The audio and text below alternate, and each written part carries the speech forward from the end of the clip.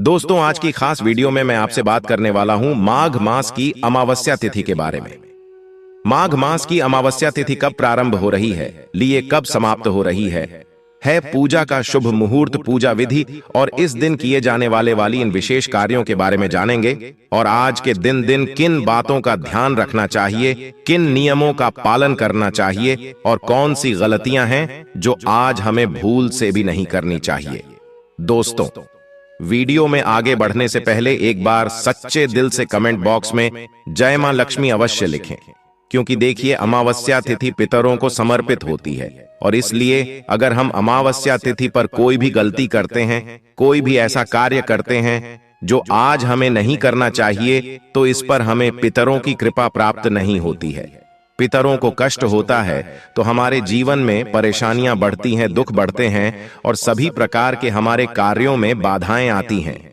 चाहे संतान प्राप्ति हो या फिर धन प्राप्ति हो या विवाह या और कोई समस्या हो, ये सभी कार्य आपके बाधित हो जाते हैं अगर पितृदोष लग जाता है या पितरों की कृपा प्राप्त नहीं होती है। इसीलिए बहुत आवश्यक होता है अमावस्या तिथि पर कुछ विशेष बातों का ध्यान रखना। और दोस्तों, साथ ही हम जानेंगे कि मौनी अमावस्या के दिन कितने समय तक, मतलब कितनी देर तक मौन रहना चाहिए, कौन से नियमों का पालन करना चाहिए और कौन से कार्य है जो आज हमें जरूर करने चाहिए और कौन से वह कार्य है जो आज हमें भूल से भी नहीं करना चाहिए, और सुहागिन महिलाओं को किन बातों का ध्यान रखना चाहिए। तो आज के इस वीडियो में हम आपके संपूर्ण जानकारी देंगे, तो आप पूरा वीडियो अवश्य देखें। नमस्कार दोस्तों, स्वागत है आप सभी का प्राचीन ज्ञान में। वैसे तो प्रत्येक ही मास की अमावस्या बहुत महत्वपूर्ण होती है, लेकिन माघ माह की अमावस्या को विशेष रूप से महत्वपूर्ण माना गया है। इस अमावस्या को मौनी अमावस्या कहा गया है। जैसे कि हर अमावस्या पर स्नान करते हैं, पवित्र नदियों में या फिर दान इत्यादि करते हैं, लेकिन माघ मास की अमावस्या में एक नियम और जुड़ जाता है और वो है मौन।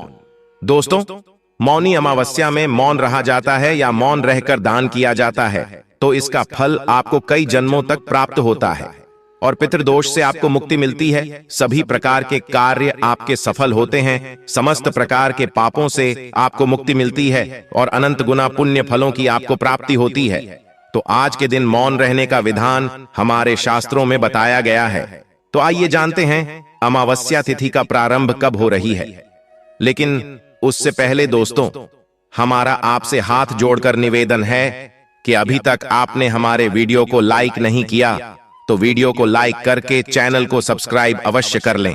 चलिए जानते हैं कि अमावस्या तिथि का प्रारंभ कब हो रही है और कब समाप्त हो रही है और अमावस्या किस तिथि मनाई जाएगी।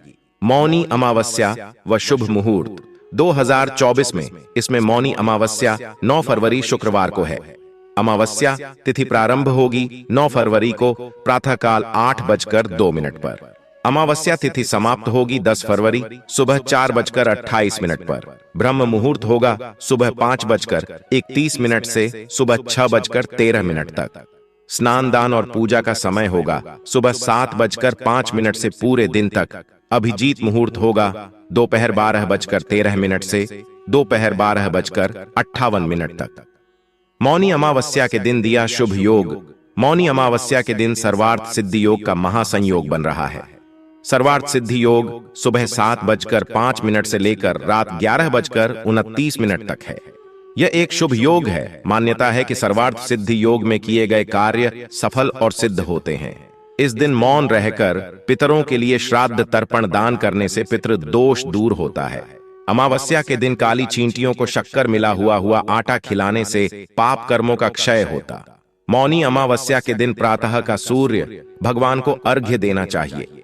अर्घ्य देते समय तांबे के लोटे में लाल सिंदूर, लाल फूल और काले तिल डालना शुभ होता है। इसी दिन आपको स्नान दान इत्यादि सभी नियम पालन करने होंगे।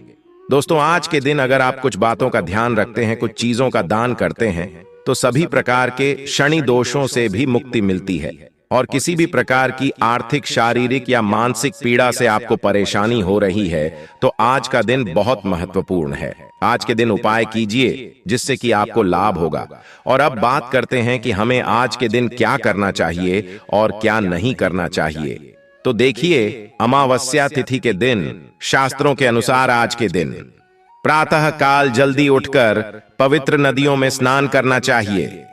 तो अगर आप जा सकते हैं किसी पवित्र नदी में स्नान करने तो बहुत अच्छी बात है, नहीं तो अपने घर में भी गंगा जल मिश्रित जल से स्नान कर सकते हैं।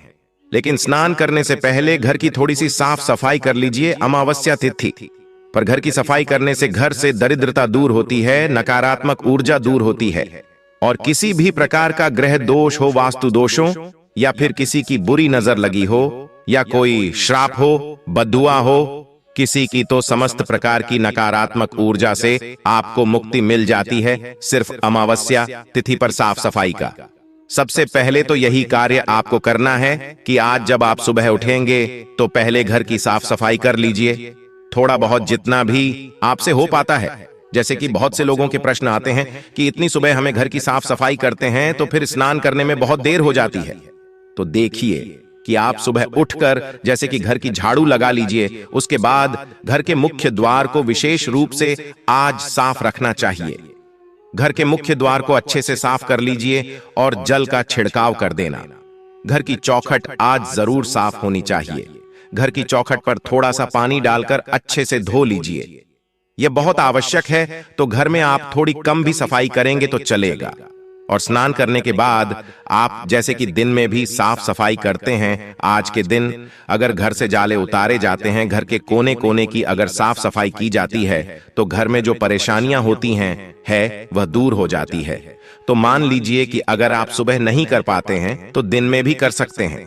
तो सुबह आपसे जितना भी हो पाता है उतनी साफ सफाई कर लीजिए, लेकिन घर के मुख्य द्वार की सफाई जरूर कीजिए। घर के मुख्य द्वार पर जल का छिड़काव होना चाहिए।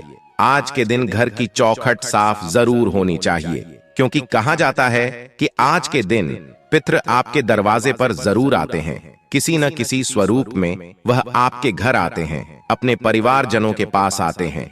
इसलिए अमावस्या तिथि को विशेष माना गया है कि पितरों के लिए, पितरों की कृपा पाने के लिए, और शास्त्रों के अनुसार चौखट पर पितरों का वास माना गया है। इसलिए चौखट हमको साफ रखने चाहिए और वहां पर स्नान करने के बाद एक दीपक अवश्य प्रज्वलित कर देना चाहिए।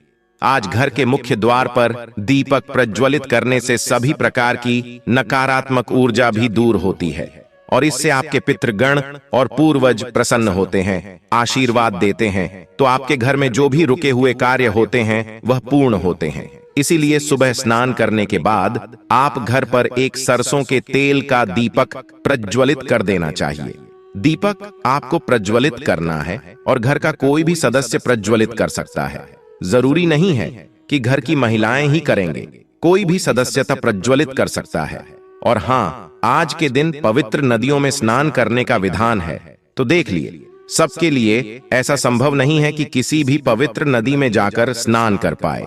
तो ऐसे में आप अपने घर में भी गंगा जल और काले तिल मिलाकर उस जल से स्नान करें। और घर में बच्चे, बड़े या फिर बुजुर्ग, सभी के लिए इसी प्रकार से जल तैयार करना है। मतलब जल में आपको गंगा जल और काले तिल जरूर मिलाने हैं। अगर इस प्रकार से स्नान करते हैं, इससे पुण्य की प्राप्ति होती है, परिवार के दुर्भाग्य दूर होता है, सभी परिवार के सदस्यों के ऊपर किसी भी प्रकार का ग्रह दोष हो तो वह दूर हो जाता है। तो यह साल की बड़ी अमावस्या है। इस नियम का पालन प्रत्येक व्यक्ति को जरूर करना चाहिए। और स्नान करने के बाद भगवान सूर्यदेव को जल अर्पित करें। आप जल में अगर काले तिल मिलाकर कर जल अर्पित करते हैं तो यह बहुत ही अच्छा होगा।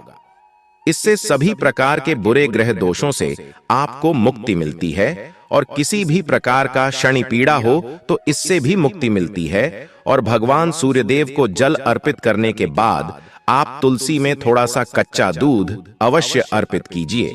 इसके बाद आप अपने घर के मंदिर में जो भी पूजा स्थान है वहां एक दीपक प्रचलित कीजिए। और हाँ, आज पीपल की पूजा का विशेष महत्व होता है। तो घर के आसपास अगर पीपल का वृक्ष हो तो वहां जाकर आप जल में थोड़े से काले तिल मिलाकर कर और पीपल की जड़ में अर्पित कीजिए। और इसके बाद धूप दीप करके पीपल की पूजा करनी चाहिए।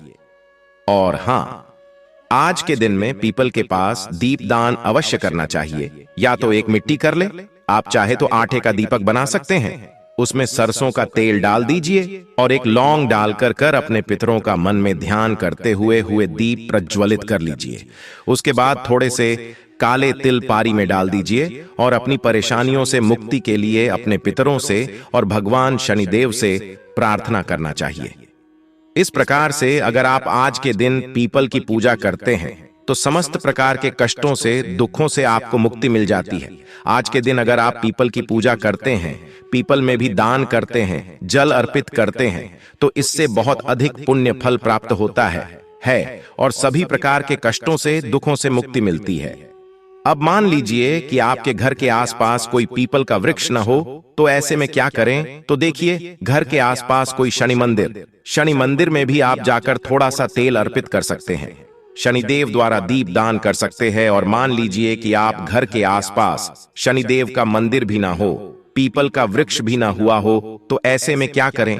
तो ऐसे में आपके घर के आसपास भगवान भोलेनाथ का मंदिर तो अवश्य ही होगा। शिवालय तो हर जगह उपलब्ध होता है।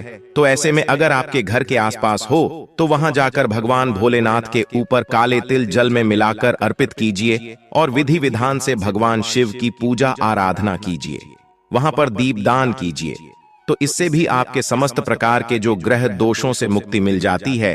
तो आपके घर के आसपास जो भी सुविधा उपलब्ध है, पीपल का वृक्ष, भगवान शनिदेव का मंदिर हो या फिर शिवालय हो, जो भी सुविधा आपके पास उपलब्ध हो, वही जाकर आप भगवान भोलेनाथ की, शनिदेव की और पीपल के पास पितरों की पूजा आराधना कर सकते हैं।